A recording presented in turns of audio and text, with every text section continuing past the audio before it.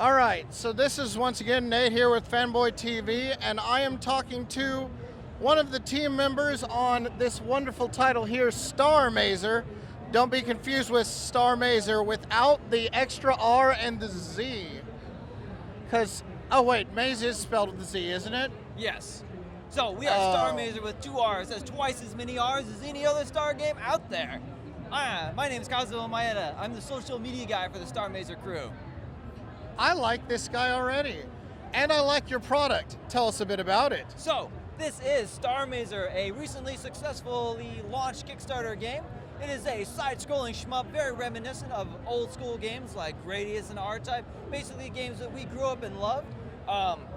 You'll see right here your side-scrolling shmup action gameplay and its awesomeness. One thing we've never really liked about these types of games, though, is they always lack story. So how do we get story into a game like this? Well, I'll tell you what, man, we introduce point-and-click elements, just like good old LucasArts and Sierra-style games. When you're not in your spaceship flying around blowing guys up, you're going to be on the Exeter space station interacting with aliens in fully voiced, tongue-in-cheek style, fully dialogue sequences where you get to interact with other aliens, learn about the universe, learn about quests, get items, use items, solve problems, and then when you're ready to travel or run on missions, you jump back into the Star Wolf, blast off into space. It's like the Eve mechanic where you can actually see yourself now and you go things, except highly opinion, personal here, it's not boring. Yeah. Ooh.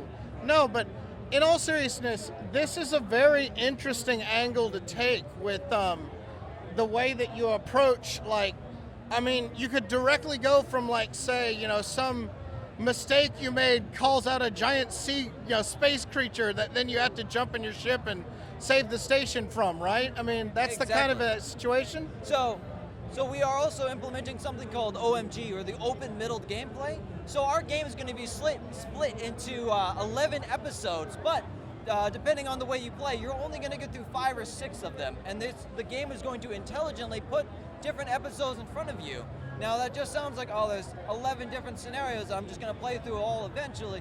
No, we actually keep track of everything your character does, everything from who he talks to, what kind of quests he takes, how many times you get hit while you're flying in the shmup sections, and that all comes into account. So you might exit one episode with one faction not liking you, so when you go into that next episode, that faction still won't like you, and that might create some dissonance between you and some of the other factions. It might close off some quests or open up others, so you have a different way into the episode, which will cause you to take different paths and then have a different way out of it.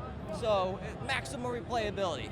So, what gave you the inspiration in the first place to make a video game, period? I mean, what made you decide to get into the business? The fact that we wanted to play a new shmup, and we wanted to play new point-and-click. I mean, the last great shmup I played was Gradius 5 on the PlayStation 2. Yes. And I'm thinking right now, I'm like, what's some other good shmups that have come out recently? You know, there's games like Jamestown, but I'm like, no, like pure like space shmups, like R-Type. I really haven't seen any lately. And point-and-clicks, aside from like the Telltale game style of game, I really haven't seen any. So we really just wanted to make the game that we really, really want to play. Cool. Where are you guys from in general? We are all based out of Seattle, Washington, though we are working with many people all over the country, including artists and musicians. With the core of the team, we are in Seattle, Washington. Okay. I guess my last thing I have to ask is, obviously, you're very knowledgeable on shmups, but what is your opinion of the classic versus bullet hell argument? Ooh, so we've gotten a lot of comments that this looks like bullet hell. We are taking a step back from that. So we have 2 different stances. There's bullet hell, where you have that small pixel in the middle of your ship that is vulnerable, and it's just kind of navigating the very slight path they want you to take. Where in this one, we want it to be more like Gradius or R-Type, where you see that bullet coming from you from half the screen, you know it's coming for you, and you're elegantly dodging bullets, and when you get hit by it, you feel like it's your fault. All right.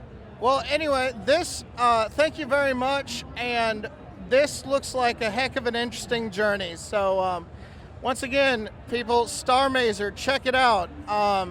Recently off of Kickstarter, and you can go see the website for more. Yep. Thanks a lot, man. Thank you very much again for the interview.